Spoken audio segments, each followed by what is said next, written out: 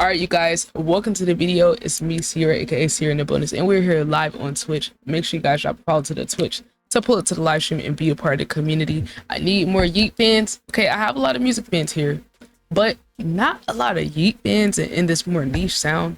And I'm really trying to just find other Yeat fans that I can just nerd out and fan out with. So if that's you, come through to the stream. Let me know you're from YouTube. Now look, man, we're gonna go ahead and get into it. I have an album review.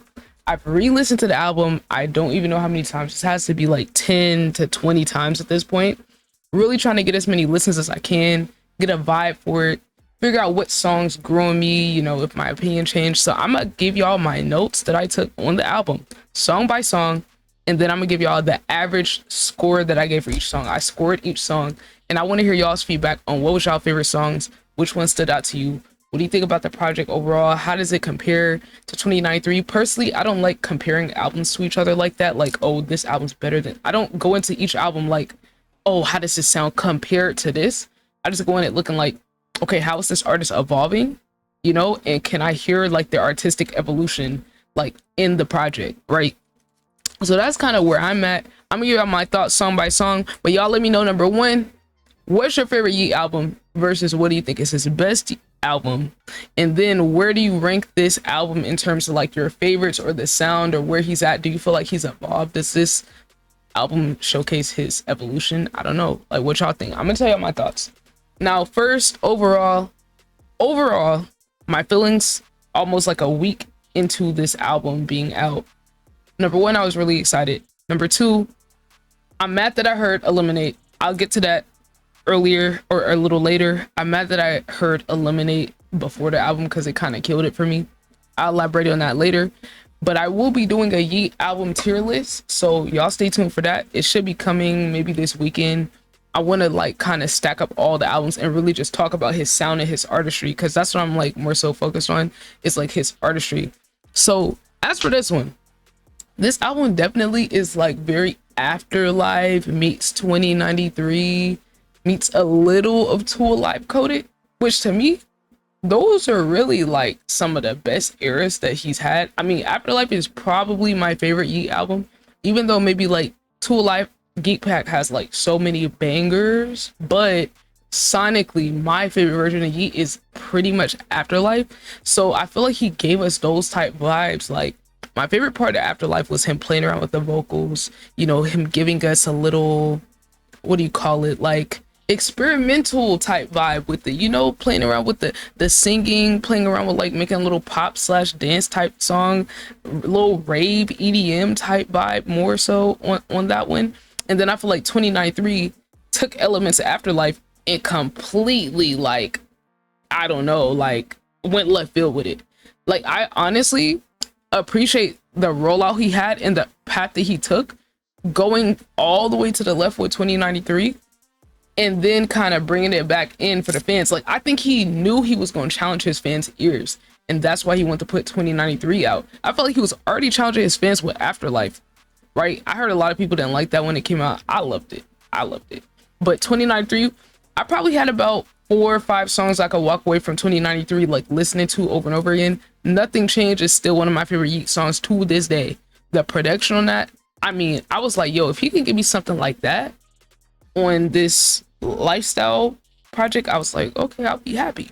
Now, he didn't really go the 2093 route all the way. However, I do feel like there's some elements of his evolution as an artist that we saw in 2093 that we kind of saw again on this project. Mostly the vocals. I feel like to me, the biggest thing that stood out to me on this project, Lifestyle, is the evolution of his vocals. I feel like he took that to a completely different level. Like to me, the vocals on here is like the most polished he sound. It sounds like he has the most control of his voice that he's ever had, like as an artist. I honestly feel like let's really get into it. Hold on, let's really get into it.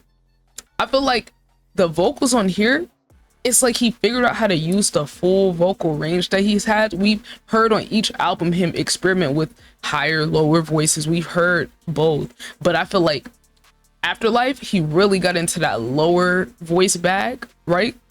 And then 2093 is like he took it to a different level. It gave it like spacey, cinematic movie, like Undertaker Overlord type vibe on 29.3 with the vocals, right? And the production had like a lot of open space, a lot of reverb, which I do feel like he kind of built off of that with this project too, right? But those are like my overall thoughts. Now I'm gonna give y'all a song by song breakdown, but I need to know, like, what was y'all top 5 songs? How many songs are you walking away with this making in your playlist? For me, I got 12 out of 22 that's making my playlist, and based on like the other albums, that's a pretty good hit rate. The only other album where I've had that many songs where I walked away from it was Afterlife and Too Alive. So that's where I'm at, and I'm gonna give y'all the song rundown one by one. Okay, let's do it. So I'm not ranking these, but I am going to give y'all the grades out of 10. So for me, Geek Time, we start off with Geek Time. It's cool. It's cool. I will say it is a little catchy, but the song is a little too long, and that's pretty much a theme throughout the album, and it's a thing throughout Yeat's discography. Like, when the songs are good, they're really, really good, but when they're bad, they're really, really bad. And the ones that aren't like really bad, they all have the same issue, y'all. It's always that the song lasts a little too long. I find that when his songs are too long, it's usually like 30 seconds to a minute and a half too long, where some of the songs, if they are a little cool, they're like cool, let's say like they're a 7 range, like 7 out of 10 range. When those songs overstay their welcome, right? When they overstay their welcome, it's hard to keep listening. And I feel like Geek Time is one of those where it's like, it was cool if it was like a minute and a half, 2 minutes flat. But I get it. I feel like it was extended because it's the intro. I feel like he could have done a little bit more. I feel like if he gave us another verse on Geek Time, that would have made it like more of an 8 to 8.5, where he did something else vocally. It felt very like consistent, same, repetitive. It's cool, but it's not like repetitive to where it's bad, but it is teetering on that line to where it's like almost going on too long, to where it takes it from like a 7.5 for me to like a 6. So my final rating on Geek Time, 7.5 out of 10. It's cool, not an 8, not a 6, but somewhere in between there, a little bit above a 7. So we can really say between 7 to 7.5. I gotta ask y'all, what's Yeat's best album intro? I feel like Flawless, I don't know if we're counting that because it was kind of EP, but I feel like that is probably his best opener to any project. It's hard to match with that, but this I feel like was a pretty strong like intro. Now, next song, STFU. I'm gonna keep it a buck with y'all. This song is so annoying. This song is so annoying. I'm gonna keep it a buck with y'all. This is the most annoying song on the album. Easily the most annoying song on the album. Like, it's not even close. It's literally not even close. It's that, shut the fuck up. I keep telling them, like, okay, like, once he say it so many times, it just get annoying. So I'm rating this one a 5 out of 10, and I'll explain why. Number one, it's annoying. I'm glad this was kept under 2 minutes. It's like a minute 40 something seconds. If it went any longer, I would have went crazy. So following up Geek Time with that, this is one of those songs where I'm like, yeah, this should have been cut off the album. Because like I said, a lot of the problem with Yeat's albums, like, they keep it from being like damn near perfect, is the songs that end up overstaying their welcome and they're too long, and then the songs that are like, you could have really let this out. If Yeat took out all the fluff on the album, like songs like STFU, this is something I feel is a bonus track, right? This should have been a bonus track. Okay, it's not bad to where it's like don't put it out, but it's like it's so meh that it's like it slows down the momentum of the album. But then we get the track 3. We get the track 3, one of the best songs in the album. They tell me when this song first came on, like, y'all gotta listen to my reaction. Go check out my reaction if you haven't. When this one came on, I didn't know what to do. I mean, those 808s, that distortion, it was like, I don't know, like it slapped me in the face. And I was like, oh my God, I feel like I'm outer space. I feel like an alien right now. I feel like, I don't know. I felt like I got transported to a different, I can't even say it. I got transferred to a different dimension, bro. I swear to God, like just thinking about the song just be frazzling me. So my notes on the song, crazy production. We need more of this type vibe. Outer space, futuristic, alien type vibe. That's like classic Yeat, but like somehow made it a little bit different than what we're used to hearing. Very reminiscent of 2093 slash Afterlife. I would lean more Afterlife on this one. We need more of this, right? I love the way that he blended his background vocals, like to create the atmosphere with the production. If you look at my reaction, I brought that up a lot, how he was able to continue to blend his sound with the production. I was very impressed, and I feel like that the vocals and the musicality behind how he's using his voice and using his voice like an instrument, I think that's the biggest improvement or evolution we've seen in him within the past like 2 years. And think about it, y'all, this is within 2 years, and I love that. I love like just everything about this song. So for this one, I'm giving this a 9 out of 10. Could possibly a 9.5 to 9. If he would have gave us a different verse, that would have made it a 10, like, and extended it. This is one of those songs where it's like, if it was longer and then he gave us a different verse, I wouldn't even be mad. This is like 4 or 5 minutes. Like, this is the type of song you want to stay in the vibe.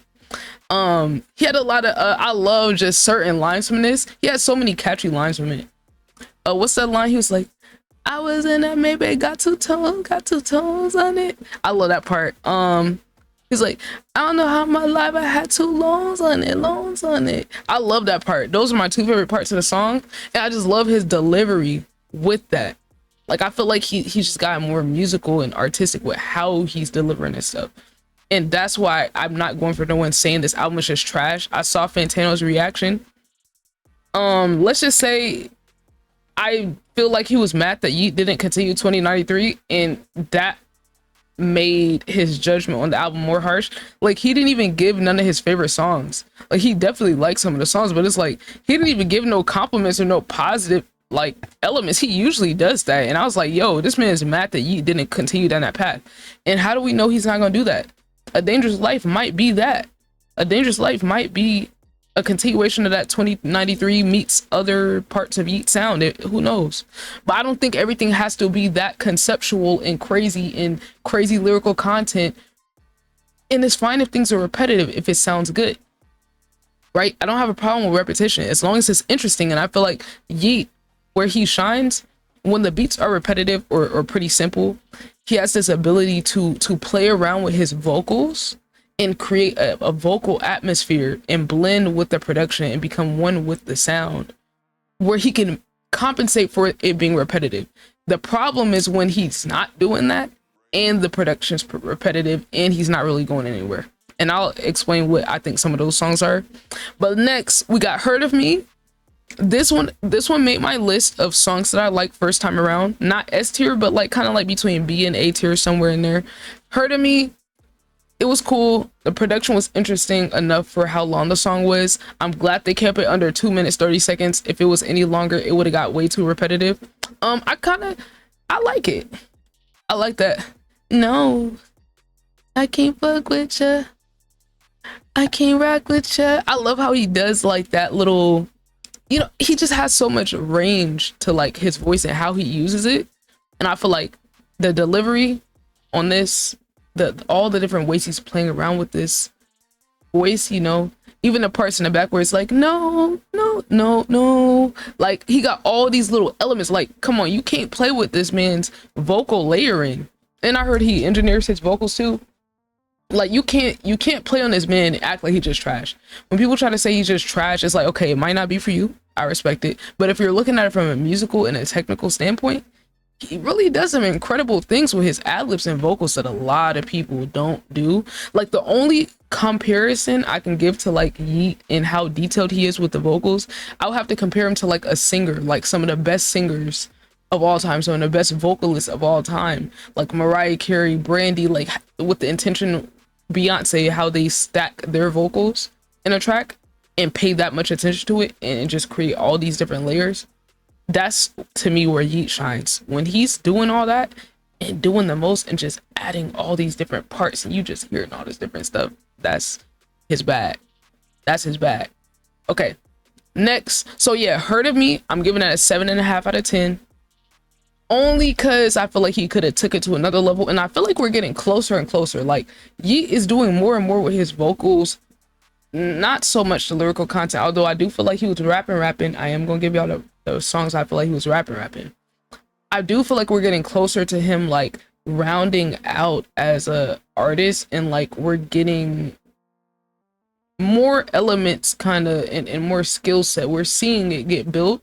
So I feel like whenever he trims out the fat on these projects and sticks to the absolute S and A tier songs, which I don't know if he's ever gonna do that, because I think he's just like a one of those artists that spams music. He makes a lot of music. Like I saw a clip where he made 175 songs in a month, and the month wasn't even over. It was like 2 or 3 years ago. So clearly his output of music is insane. So I think he might just be one of those where he's like, I'm gonna just feed my fans. I'm not mad at that. I'd rather do that than we barely get music, honestly. Okay, let's see. Yeah, so that was Hurt of Me, 7.5 out of 10. Speedball. Now this one, when I first heard it, it was a little interesting. I was trying to figure out how I felt about it. This one grew on me a lot to where it made my list after re-listening. Interesting production, pretty interesting. I love the crazy alien like synth going in the back. It damn near be sound like what if aliens were screaming. He got a lot of songs where it sound like aliens screaming or some shit. I like that.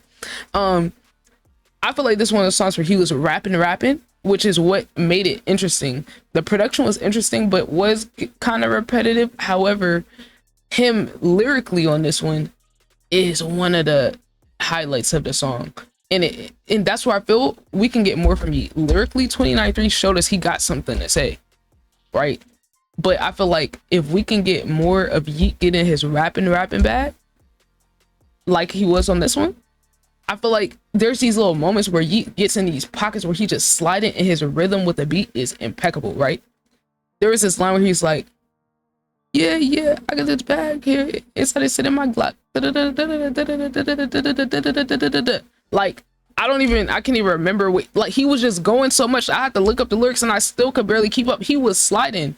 To be able to do that on this type of beat, I think it's hard. I know I got the lyrics wrong, but y'all got the rhythm of how he delivered that, right? And then he had that one line that was funny. He has hella funny bars. He was like, "Stance, look at your motherfucking stance. That's why your shit gonna flop." That shit was funny. So like, there's hella lines where it's like, it's memorable little moments and quotables and funny little moments like that to me that make it more interesting. And I put a 7.8 out of 10 because I wasn't sure. I was halfway between 7.5 and an 8. So I'm just like, let's just go 7.8. I don't know though. I don't know. But that's kind of where I'm at on that. I love this one. Growing me a lot. We got to go 7.5 to 8. I don't know where I quite fall on it. But yeah, that rapping alone, the way he slid on this one alone, makes it an 8. So I'm gonna go 8 out of 10. You Don't Know Life. This one, I was a little, I don't know, it grew on me. It is catchy though. I do feel like it was a little too empty during some parts of the song. Like a lot of empty space. Like he not really saying nothing. It's just too much space. Felt like he could have filled that space up vocally, with some vocals or sound effects. You know how he does. Nothing too crazy with the beat, but I do love the spots where he was playing around with his vocals. I do love it there. I love the little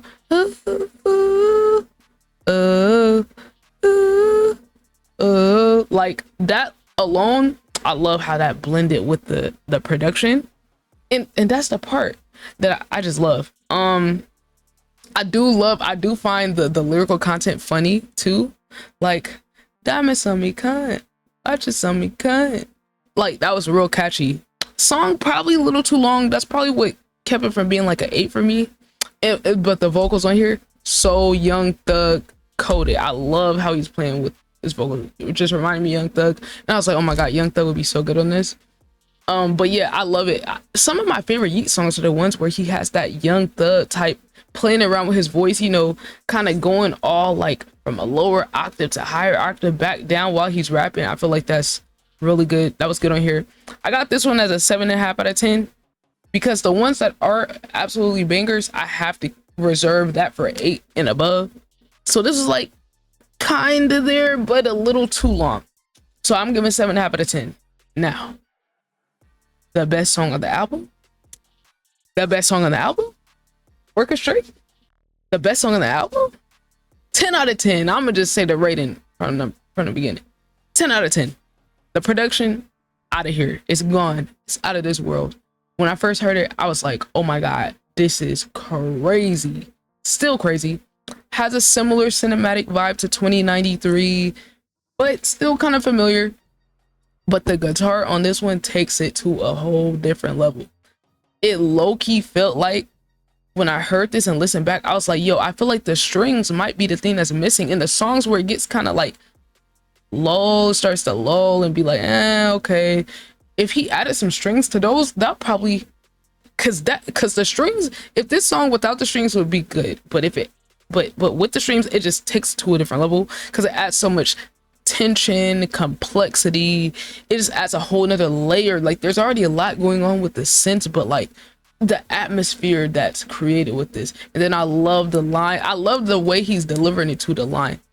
Diamonds, girl, you see the diamonds, girl, you see the jet, we on different climates. Like the aura on this one is crazy. Richer than their family, richer than their mammies. That part so funny. Oh man, I love this song. Maybe I have to say this might be Yeat's best song in terms of the full package. The production, his vocals, I mean the vibe. This is crazy. If Yeat had an album full of songs like this that were this, like this feels like the song that they spent the most time, yeah, probably most time on, or up there with the songs they spent the most time on. If we could get an album, Yeat, forget this 22 song stuff, if he could do a 10 to 15 song album with songs this good, or songs that's like where I rated it like a 8 or above, or even 7.5 and above, he keeps a project that's it's gonna be his best project. That's all we need. We need this. The guitar though, the guitar just takes it to a different level. 10 out of 10. Maybe his best song. I don't know. It gotta be up there. Y'all let me know what y'all think though. But this to me, this is clearly the best song on the project. And if it's not this one, it has to be one of the other ones that I have as top. Like I have one other one that's a 10, I think. Only one other song that's 10. But I think Orchestrate is it. Because that one, as soon as you hear it, out of here. All right, now Be Quiet. I'm going to try to speed run through these. Be Quiet feature Kodak. I was a little nervous about how Kodak was going to get on here. Yeat's verse was cool. I think it carried the song for the most part. I can't tell how I feel about Kodak's verse. Sometimes it feels like it was mixed that way to fit the kind of grungy, rough vibe of the song. And the other times when I hear it, it just sounds bad. The song probably would have been better off without him. I was low-key feeling like, damn, if they had like Laser on here instead of Kodak, like that low-key might have been better. I was mad that they just gave us the bug ad-lib and that's it. But yeah, love the vocal atmosphere that Yeat made with his higher pitched vocals and effects on here. That's probably like consistently my favorite part of what he does. I'm giving this one a 7 out of 10. Yeat carried. I don't know. I kind of wonder if they remix Kodak's vocals, how would it sound? Because they did redo Summer's vocals on Go to Work. It sounded better, but I'll elaborate on it when I get there. But yeah, so yeah, 7 out of 10. The cost is okay. This is one of the ones where it's like somebody out there gonna like this, but I'm not that person. The production was cool, but it wasn't dynamic enough for me. It's a very forgettable track, probably the most forgettable track on the song outside of STFU. At least STFU, I remember it because of how it sounds. It's just the fuck up. Like, okay, right? But this is just forgettable to me. I feel like he would have had to do something more interesting vocally to take this song somewhere else. I do like the part where Yeats gets into his angry type delivery, which I do elaborate on this on another song. But he did that little kind of like angry, like grungy, like I don't know, he said something about diamonds on my watch, like something where he was like with that raspy kind of grunty type vocal. I like when Yeat does that. I would like to see more of that. Go to Work with Summers. All right, when I first heard this one, it was like okay, too empty. Another one of the songs where it's like a little too empty, where he's like, I need 9 figures. It's just too much space. Like, I don't know, he need to do some other stuff in here. It's too simple. It's not bad though. It's repetitive. It's not a skip though. If it comes on, I'm not gonna skip it. Summer's verse, I'm somewhere between liking the verse. It wasn't a bad verse, but I feel like it could have been better. I feel like I've heard better summer verses. If you're gonna be on the Yeat project, you need to go absolutely crazy. It was cool. But my favorite part of Summer's verse, and maybe the whole song, on the project version, not the music video, because they changed this. I was talking about this earlier. In the music video, they did change the mixing on Summer's verse to make it sound better. However, they took out my favorite part, which is at the end, where it's like this little like repeat, like reverb type thing going on, where it's like some background vocals. He has this like I'm not do it don't sound as good when I do it, but if you go back and listen to the end of his verse, it's a nice little wobbly, shaky type sound to the right, but they got more reverb on it. Something makes it sound cool, but they took that part off on the music video, and I'm like, okay, yeah, y'all mixed this verse, but y'all took out the best part, because that part just makes it sound like cool. But yeah, that's my thoughts on that. Y'all let me know, what do y'all think about Summer's verse? It wasn't bad. Okay, Gone for a Minute. Now this is where things started to get interesting when I heard it, because I wasn't expecting this, but I should have been, because Yeat has been putting these like pop out of their rave party type songs. Like this one was really interesting, really tense. I like the tension. I love the experimenting with his vocals and the sound effects. You know, this one he really sounds like one with the production, which I love, just on an artistic level, how he was able to do that. A little like how he's doing that, and I like that it was different. It's not my cup of tea, but I feel like this is really gonna resonate with someone. Oh my bad, I didn't give the rating for Go to Work. 6.5 out of 10. Reminiscent of 2093 and Afterlife. I liked it. It was cool. Is it my favorite? No. Am I gonna skip it? No. Forever Again. Now this one grew on me. When I first heard it, I was like, oh, okay, Yeat and his pop Taylor Swift type bad. Like this is Yeat on his pop shit, and I feel like this is gonna be the one that reaches the masses. Like I'm thinking, I'm hearing this song, Forever 21, H&M, in a movie soundtrack, real upbeat shit. We might see this in the Minions movie or something like that. I don't know. I like that he was just showing that he could do something else, and he's been showing us that on each project, each of his last like 3 projects. And I just like that, knowing he has that range artistically and musically. So yeah, I like this one. Not one I'm gonna like come back to, but if it comes on, I'm not gonna skip it.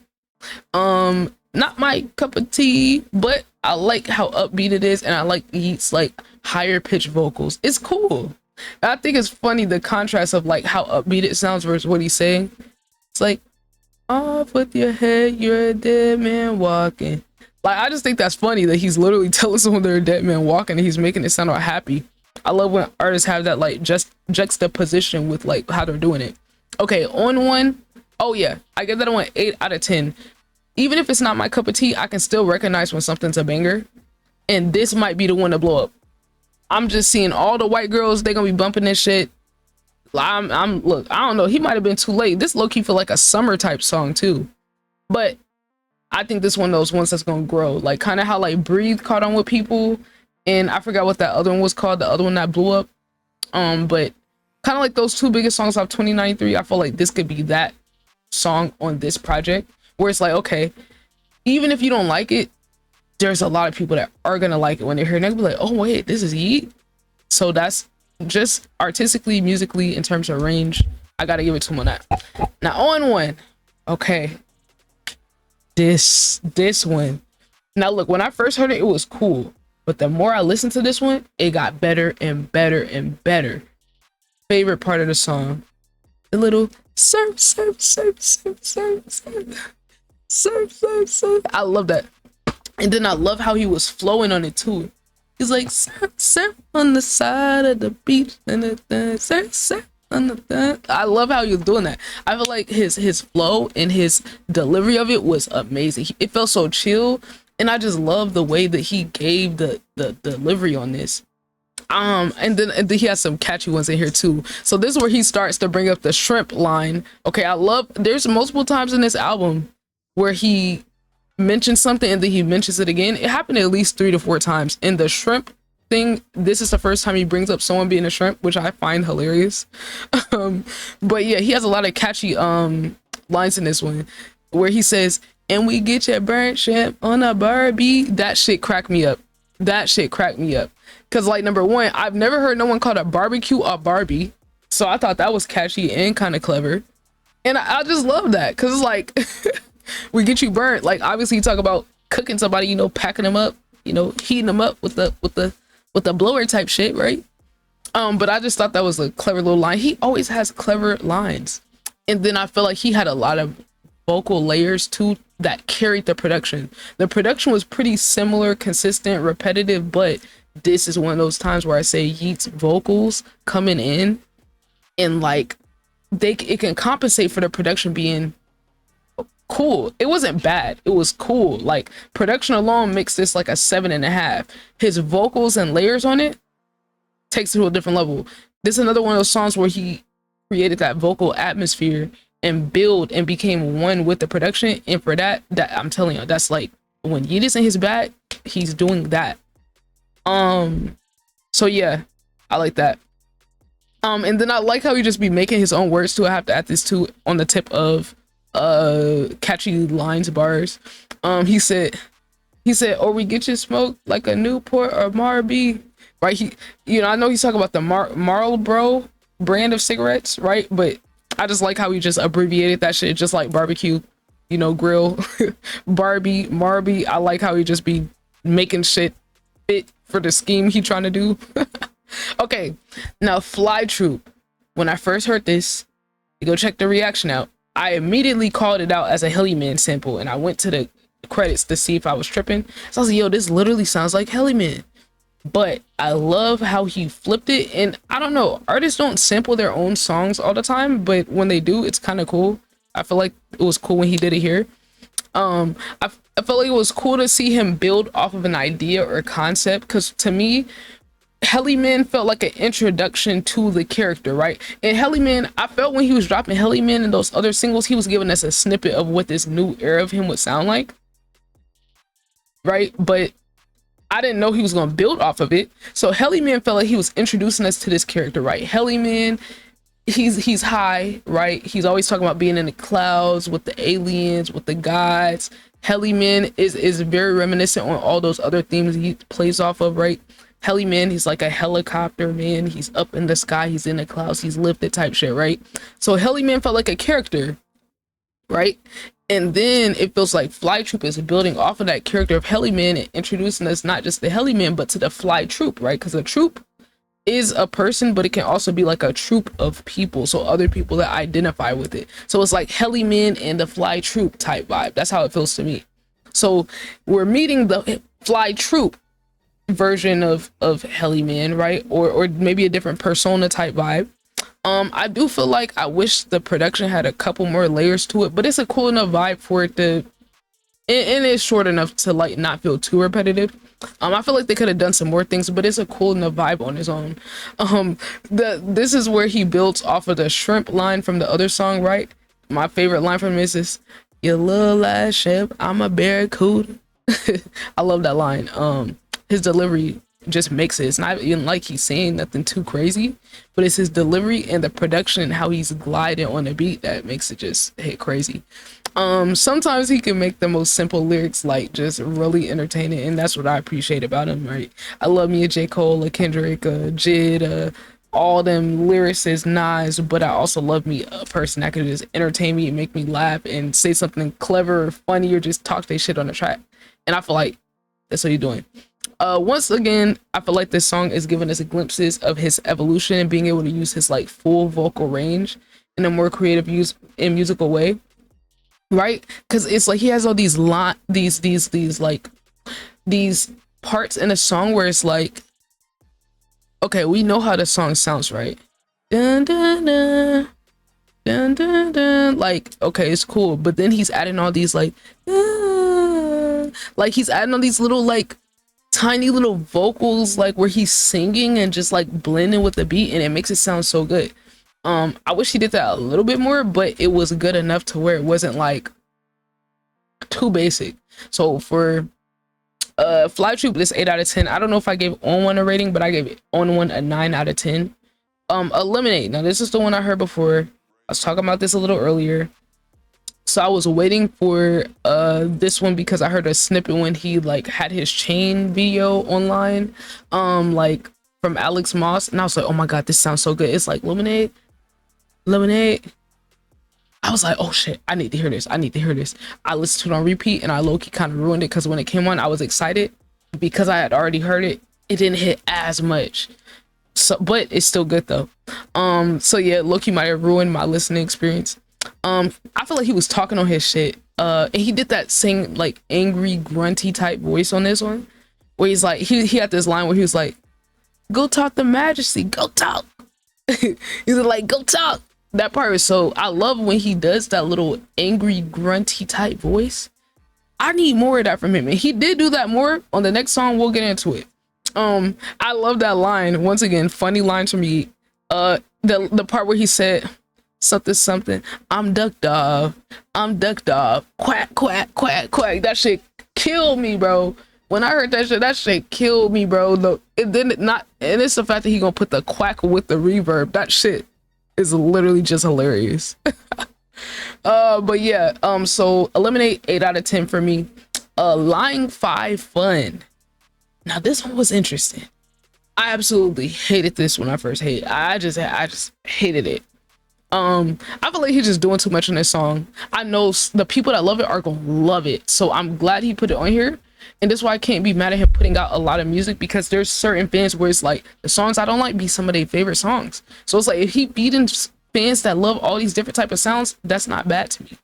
Like I said, I feel like he's doing too much on here.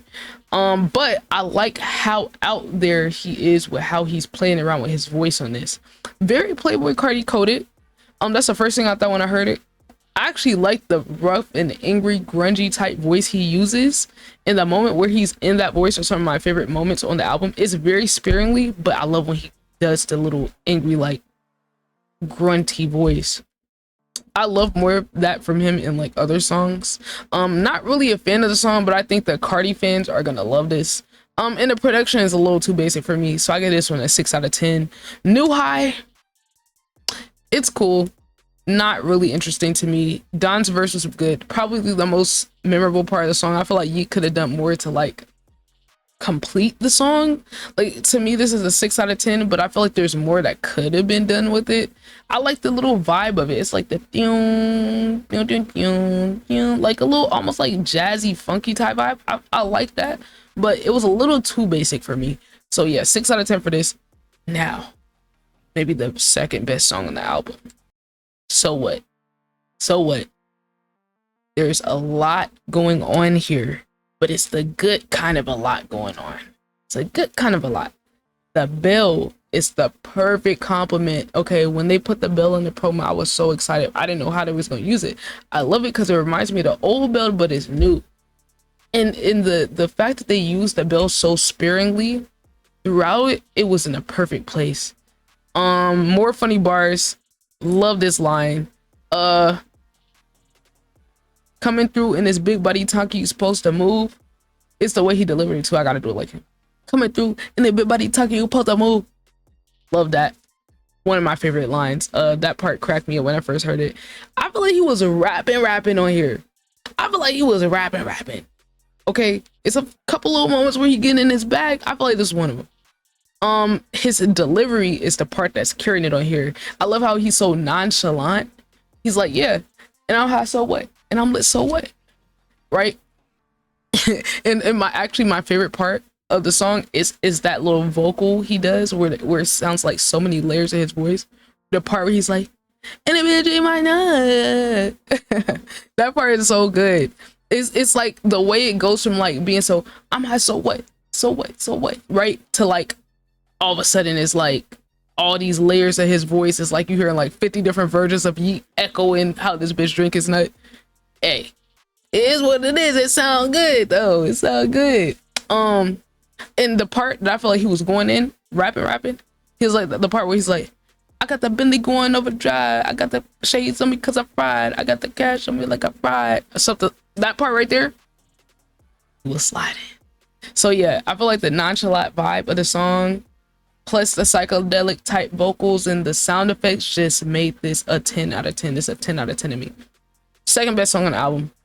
Now, Lifestyle featuring Lil Durk. I was worried about how Durk was gonna fit on this, but okay. The electronic type beat was killing me. The little that was killing me. So annoying. Durk's verse was better than I thought, but this was very forgettable. Yeah, half the time that little beeping electronic type sound doesn't bother me, and the other half it really bothers me to where I have to skip. So 5 out of 10 for me. It was cool though. Durk did better than I thought he was gonna do. God talking for this one. I don't know how to feel about it. I do feel like what he was doing playing around. I like what he was doing playing around with the vocals and you know how he's going all over the place. You know, doing the oh. I like how he's been doing that since like Afterlife. Sometimes I like it, sometimes I hate it, but I feel like it grew on me because I like that he's doing a lot and playing around with his voice on it. So that alone makes it at least a 7. And then it is interesting enough. It is interesting enough. So for me, I gotta give this one a 7.5 out of 10. But I feel like the people that really like this are gonna love it. I love how he's playing around like with his voice. I'm trying to think of a line where he had. Yeah, y'all will have to go listen to it, how he's playing around going from lower to higher register, and I like that. Life Party. Now we're getting to the end. Now this, love it. I don't really have too much to say outside of it versus I love how it sounds. I love how it makes me feel. I love the 808s, the little dun dun dun, like that part. It hits so hard and it's slightly distorted, and that part, it just adds so much life to the song. Like it adds so much life to it. Like, and I love the little vibe he got to, like, we outside, shawty. Dun, dun, dun, dun, dun. Like it's real chill. Like, but that 808 right there, that dun dun dun, like it just take it to a whole different level. Only thing about this is keeping it from being perfect. I wish the song was longer. I wish it was longer. This is one of the best songs on the album. It's got to be like top five. And I didn't have it as top 5 at first, but I knew I loved it when I first heard it. The more I listen to it, the more I like it. So I give this one 9.5 out of 10. Only reason not a 10, it needs to be longer. Like, how does this man be making the songs that don't need to be long, and then the songs that need to be long are short? That be blowing me. But amazing. And it sounds really good for an outro too. Now, Fate. What I felt when I first heard this, I thought this could also be an outro, low key. I feel like this could also be like literally just as good of an outro as Life Party, but I see why he had it as a bonus. But I feel like it kind of fits for them to both be an outro. But if it was officially on the album, he should have just went ahead and put this on there. It's one of the best songs. But I feel like if it was an album, it should be Fate first and then Life Party as the outro, because Life Party just feels like a close. But I know why he gave us Fate as the last one. Kinda, it does sound like an outro in the way that it closes out, because it sounds like you're ascending into an alien spaceship, and then he goes on his little rant. I love the storytelling of this. Now that I realized that Yeat actually had an alien encounter when he was younger, now it makes sense why he got so many alien outer space references and all that type of stuff. Now I get it. You know, I thought it was just because on some aesthetic type shit, but now I see it's like a lot deeper than that. So the only reason I don't have as a 9 or a 10 is the ending where he just starts chatting and yapping. I get he was telling us about a dangerous life, but it did kind of kill the vibe of the song. But I love it. I love the little I seen 1,000 things. I seen 1,000 things. I love that part. Because I feel like he's actually, you know, telling us a story. And then that little part in the back where it's like, that part right there, mixed with the I seen 1,000 things, and then the other production, it's really like, I want to call it a 9 or a 10. But like I said, that little part, I wish he gave us another verse. That's also could have given us a 10 if he was going to do that part at the end where he just started chatting. I feel like he need to give us another verse.